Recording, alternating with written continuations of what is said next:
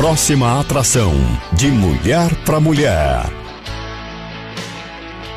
Aqui, pela TV Web Frutal, integrada a você.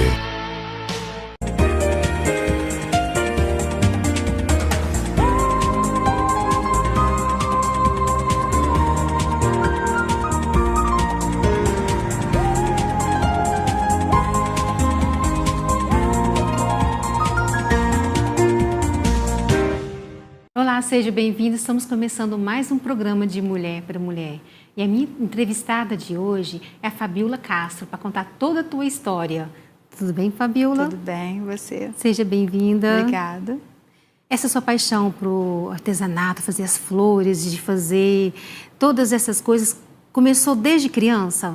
Desde criança, eu tinha 9 anos. 9 anos. A sua mãe já fazia, né? Fazia. Minha mãe, na verdade, fazia flores. Ela fez um curso para flores mais grosseiras, flores para vaso. E ela foi se aperfeiçoando, né? E chegou até começar a fazer para noiva, começou a fazer para maternidade, começou a fazer para festa. E foi aonde que eu fui vendo ela fazer e comecei a observar, né? Você observando, você tive vontade de aprender. Você olhando ela fazendo, você via como que era... Como que ela fazia. E você começou a fazer direitinho. Então, como é que foi a sua primeira obra? Na verdade, a primeira, assim, eu nunca sentei com ela para aprender. Falar, mãe, me ensina, né? Quero aprender. Ela fez uma viagem e uma cliente dela foi na sexta-feira em casa pedindo uma flor para um baile, né? Que eram os bailes da Alvorada, os bailes de gala. E eu falei, olha, você deixa, Solange, o tecido e eu vou tentar. Se eu conseguir, amanhã de manhã você leva a flor pronta, né? E ela levou o tecido, eu fiz a goma, montei a flor, ela foi buscar, amou a flor, né? Que eu fiquei, será que ela vai gostar? Será que ela não vai, né? Porque é a primeira que eu fiz, né? Sem a minha mãe junto. E ela amou. E quando foi no domingo, minha mãe chegou em casa, né? Ela tinha chegado de viagem. Contei para ela, falei, mãe, sua cliente veio aqui, queria uma flor, mas aí a senhora não estava. Ela falou, e aí, o que você falou? Eu falei, eu fiz a flor. Né? Eu falei, deu certo? Eu falei, deu certo, ela pagou, o dinheiro está aqui. E aí a minha mãe falou, imagina, o dinheiro é seu, né? E foi o primeiro dinheiro que sim, o primeiro até digo que não, porque antes disso eu já fazia alguns lacinhos, alguma coisinha assim eu já fazia. E aí foi onde começou. Começou, na época estava passando uma novela da Porcina, e ela comprou para mim os tules, eu comecei a fazer aqueles lações grandes. Você ficava de olho na moda. Ficava de olho na moda. O pessoal eu era meio avançadinho para a época, assim. A turma minha de idade estava mais preocupado em brincar, andar de bicicleta. Na época foi quando saiu a Ceci.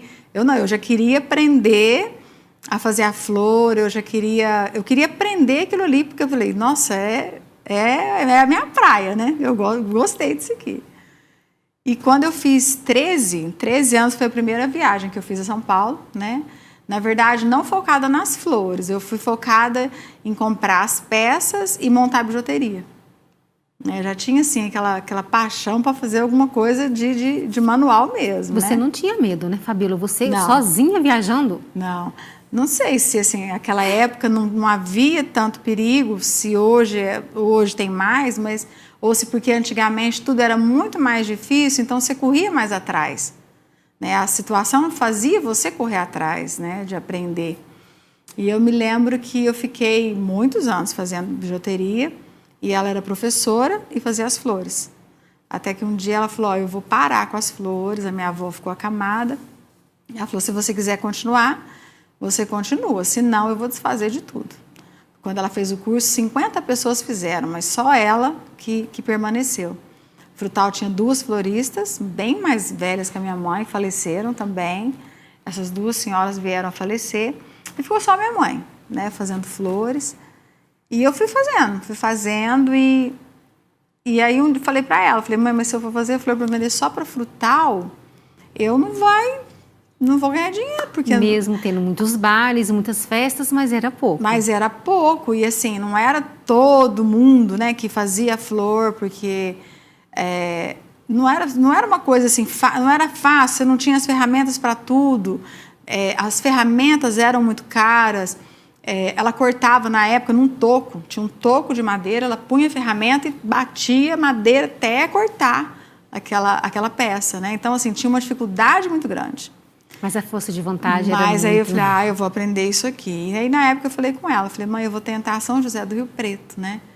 Vou começar por ali, porque vai ter alguém que quer flor lá, né? Só que não tinha internet, claro, devia ter, só que eu não tinha acesso. Telefone, internet, celular, nem pensar, né? E eu me lembro que eu peguei o ônibus, cheguei, desci, fui direto no calçadão, perguntei se tinha alguma loja. E ali foi a história. Minha história começou ali, é uma história assim que eu nunca vou esquecer. Foi essa e quando depois a gente partiu para a Semijoia. Eu cheguei lá, né, procurei pela proprietária, ela já faleceu também, Dona Maria, e mostrei para ela, levei um arranjo para ela ver. E ela olhou e falou, não, eu não compro isso aqui. Eu compro em São Paulo, o que eu compro é bem diferente, né? O que eu compro é isso aqui. Me mostrou um arranjo de cabelo que vinha aqui assim, que agora é a moda, né? Depois de tantos anos, depois de 30 anos, é a moda, que é o estilo boho, né? Uhum. E os buquês enormes. E eu me lembro que ela falou, se você conseguir fazer algo assim, eu deixo de comprar de São Paulo e compro de você. E eu falei com ela, falei, senhora, deixa eu levar pelo menos um, né, que tem aqui e tal. Levei aquele um para cá, não o buquê. Ela deixou eu levar um pequenininho. Não também é um grandão. Ela me deixou eu levar um pequenininho. Eu me lembro que eu fui 9 vezes seguida. E as 9 vezes eu voltava para trás com os arranjos. Para desmanchar e fazer novamente. Para desmanchar e fazer de novo. E ela sempre assim, ela nunca foi grossa. Ela nunca foi grossa, mas ela foi a minha professora. Eu falo que ela foi assim... A minha mãe eu aprendi de ver. E ela eu aprendi pela repreensão. E eu, sempre que eu saía de lá, eu falava, eu vou conseguir. Eu vou embora, na próxima vez eu vou fazer. Chegava, ela falava, não volta lá mais. Ela não vai comprar, ela não gostou, ela não quer. Deixa ela comprar em São Paulo. Eu falei, não vou, mãe, eu vou tentar. E quando foi a 9ª vez, meu pai tinha que ir a São José do Rio Preto, eu aproveitei a carona, porque eu ia de ônibus. Cheguei lá e ela falou, não, ainda não é isso aqui que eu quero. Eu lembro que eu subi as escadas, fui lá, e eu sentei com ela e falei, Dona Maria, como que tem que ficar?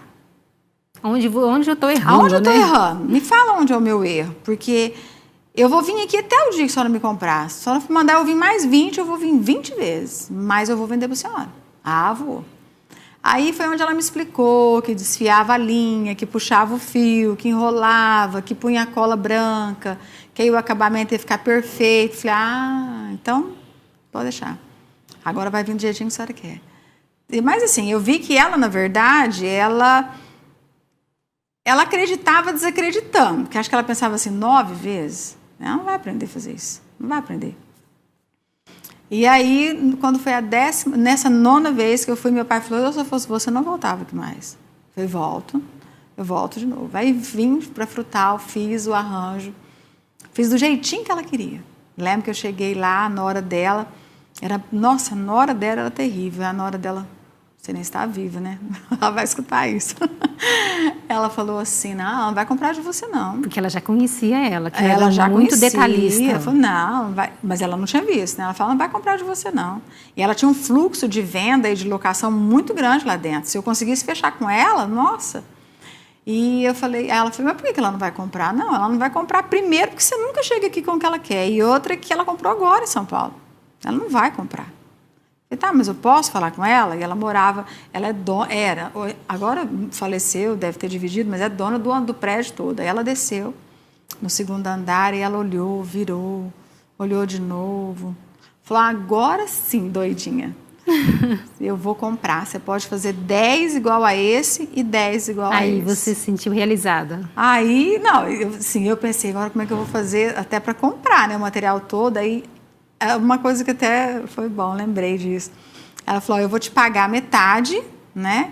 Eu acho que ela pensou assim, ela é tão persistente que ela não vai sumir com o meu dinheiro, né? E ela me deu os retalhos.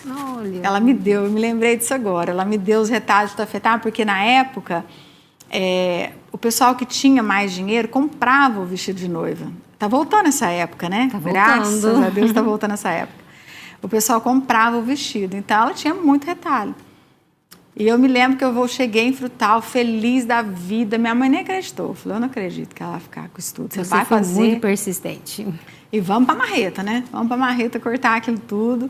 Fiz tudo. Nessa parte minha mãe não me ajudou. Ela tinha que dar aula, já tinha minha avó. Levei, ela fechou. E dali ela se tornou uma cliente até... Ela veio a falecer tem, eu acho que 8 anos. Ela comprou de mim, praticamente ela comprou de mim uns 20, 25 anos. Aí dali ela me indicou também. Dali eu procurei uma outra pessoa em São José do Rio Preto, que era o Beto. O Beto usava muito na época os chapéu para casamento, para dia de segunda-feira, que era muito chique. E eu não sabia fazer também. Falei, faço. Levei, eu lembro que ele recortou da revista, mostrou, levei. Aí a minha mãe foi correr atrás de forma e como que fazia. Da revista você começou. Da revista. E a minha mãe também sempre foi bem persistente. Isso aí eu puxei bem com ela, ela sempre foi persistente. E conseguimos fazer. Ganhei ele também como cliente. E aí começou a caminhada, né? Eu falei, só que eu preciso viajar, eu tenho que vender. Não tinha carteira, não tinha carro e não tinha dinheiro. Só tinha a vontade de fazer. E gastava muito com as viagens, muito. Então... E a minha mãe, na época, ainda falou assim, se eu fosse você, prestava um concurso público, alguma coisa, Correio, IBGE, Fórum, que meu pai era oficial de justiça, mas isso aqui não isso aqui não dá, isso aqui você não vai aposentar, isso aqui você não vai. Mas eu entendo, a preocupação dela era o meu futuro, não que ela não quisesse. Ela pensava, gente, isso aqui foi uma coisa para me juntar o dinheirinho para alguma coisa. Isso aqui não foi o meu sustento, né? Mas eu acreditava que aquilo ali podia ser o sustento, e aquilo ali ia ser transformado em sustento. Porque aí eu já imaginava, eu já conseguia idealizar aquele monte de caixa, as caixas cheias. Eu chegava a sonhar tanto que um dia eu me lembro que eu estava assim, parada, sonhava acordada, com uma carreta, saindo com aquele monte de caixa de flor. E a mãe ainda falava assim, nossa, isso é coisa de mentiroso, né? E tinha a tia Brígida que falava, não, isso é coisa de sonhador, né? Isso é coisa de sonhador, tem que incentivar o sonhador. Tem né? que incentivar. E eu me lembro que foi muita dificuldade para tirar a carteira de motorista, foi muita dificuldade para comprar o primeiro carrinho, era um Fusquinha velhinho, com o assoalho todo furado, vermelho, todo queimado, o vidro tinha uma lona, depois já vieram filhos, né? E assim, tudo ficando cada vez mais difícil, né? Mas eu persistindo. Prestei o concurso, passei, participei do recenseamento na época, mas não quis ficar, não era o meu lugar lá. Você foi atrás do seu sonho. Eu fui atrás daquilo ali, mesmo todo mundo falando que aquilo ali, falou, olha, isso daí para dar certo só se for um milagre. Tinha muitas pessoas negativas, mas como que você fez? Eu sei a resposta, não quer que você fale pra gente. Para você continuar persistente e acreditar no teu sonho. Eu sempre, desde criança, eu sentia Deus falar comigo. Desde criança. A gente morava numa tapera. Minha mãe sempre fala isso. Quando a gente morava na tapera.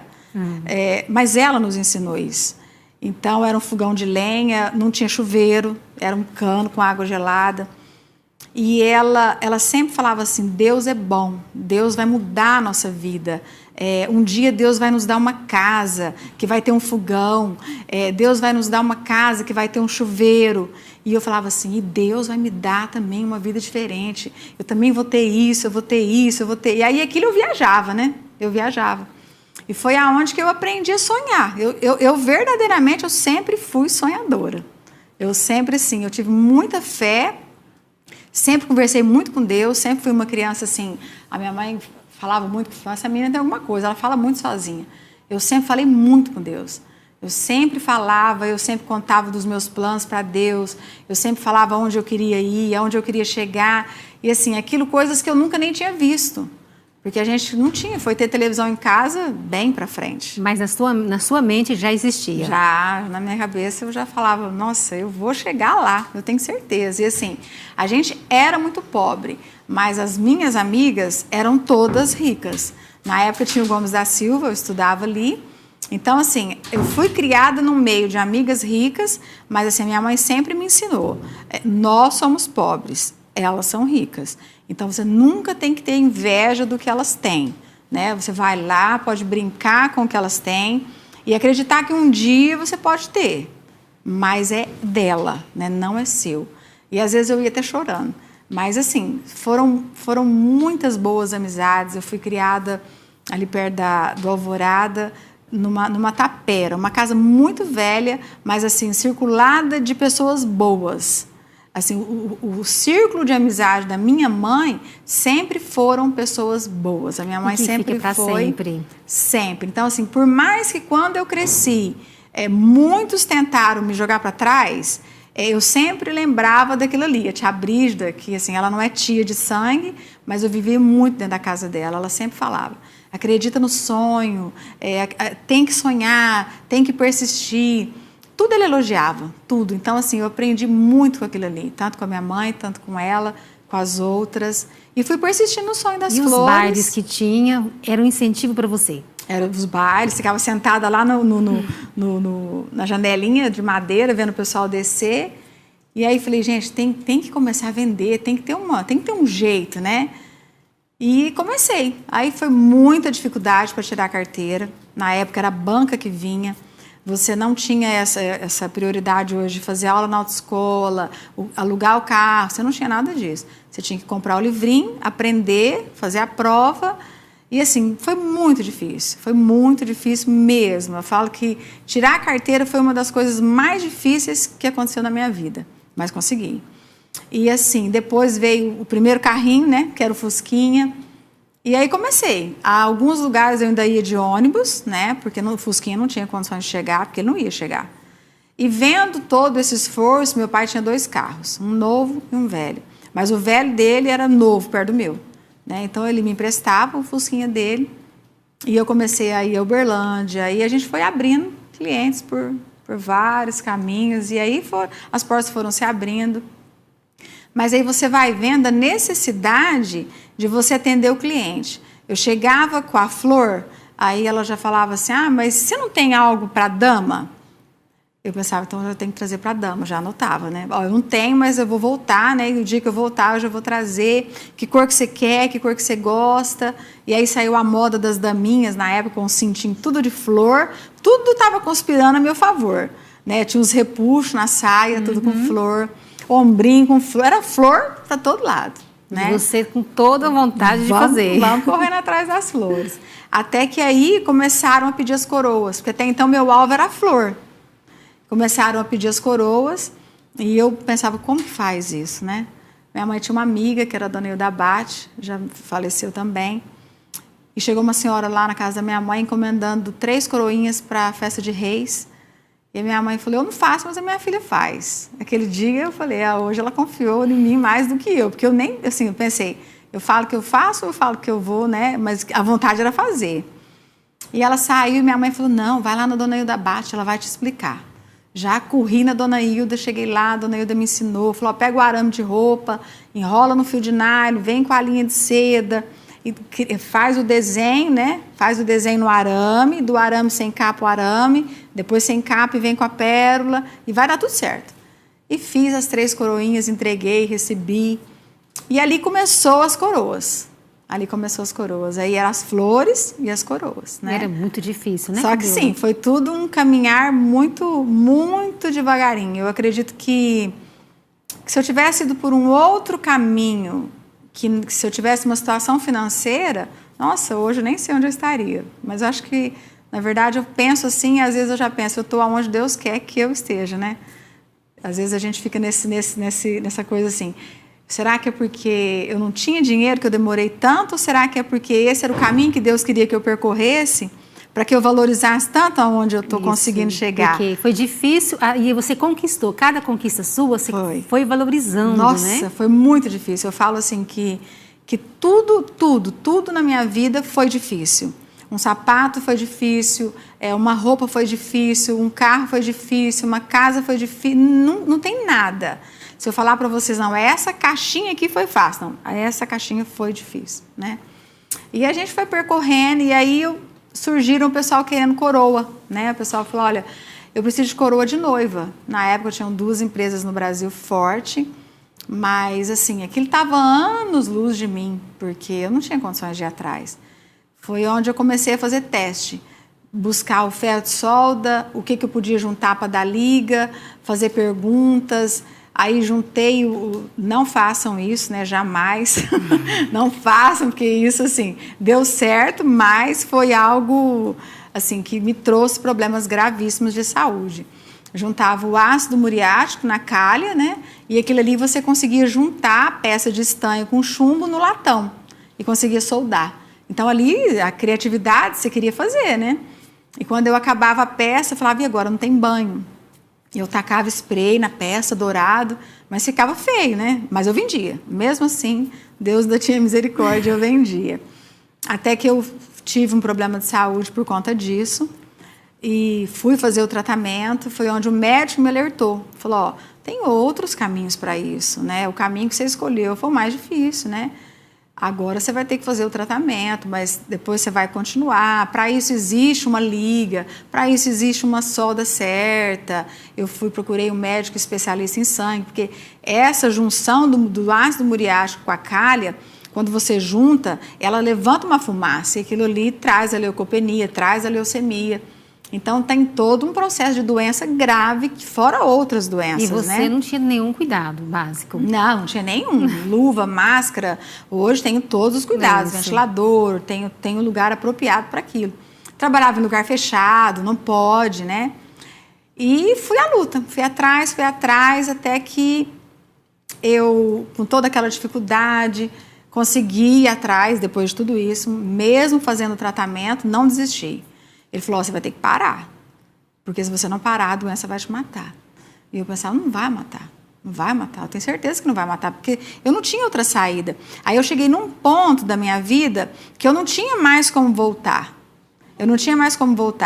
Porque só as flores não ia dar o dinheiro suficiente para a despesa que eu precisava, porque já tinha filhos, né? Só as flores não ia, eu precisava fazer a coroa. Então eu pensei, eu vou usar todos os cuidados, vou fazer o tratamento e vou conseguir. Então, assim, eu me arrastei, verdadeiramente durante 5 anos eu me arrastei. Eu fiz me arrastando, até que eu fui para um segundo casamento, né? Que é o casamento que hoje meu esposo é o Fernando, tá escondidinho ali, né? E foi aonde que nós dois um dia conversando sobre cola, sobre tudo, ele falou, por que você não passa a trabalhar com a cravação, né? Trabalha com a cravação. Eu falei, mas quem vai cravar? Ele falou, eu. Eu falei, mas você não sabe cravar, né? Você morava em outra cidade, você trabalhava no banco, desde quando você vai dar conta de cravar? Eu falei, eu aprendo. Eu falei, já pegou o jeito, né? Outro persistente. Já pegou o jeito. E aí acabou que, assim, ele foi um incentivador muito grande, né? Porque eu estava pedindo a Deus. Falei, Senhor, eu tenho que criar algo novo, eu tenho que chegar no mercado com algo novo para me chegar chegando, né? E aí foi muito bom, porque ele teve essa ideia, eu comecei a soldar já com tudo, aí já me recuperei do problema de saúde. Hoje eu tomo todos os cuidados, né? Não me livrei dela, mas assim, vivo bem e sei que um dia isso vai sumir. E assim, através dessa ideia que Deus deu para ele, eu comecei a fazer novas peças. E aí a gente foi melhorando, e assim, chegamos assim, ainda não chegamos a um grau de perfeição, né? Mas hoje a gente já consegue, eu não posso te falar que eu faço qualquer peça, mas eu tento fazer qualquer peça. Hoje, se você chegar lá na fábrica e falar para mim, olha, você consegue fazer isso aqui? Eu pego, olho. Só se for algo que, por exemplo, eu vá depender de uma máquina, tipo uma máquina 3D, que ela não tem no Brasil, que eu vou precisar que ela venha de importação, aí eu vou ser obrigada a te falar que fugiu do meu alcance. Mas se for algo dentro daquilo, sem dúvida, eu tenho certeza que a gente chama Deus e Ele nos atende. Você tem algo a mais, né? Você tem uma inteligência, algo assim, algo divino, algo de Deus, né? Cada um tem um dom. O seu dom de olhar, de ver e de fazer.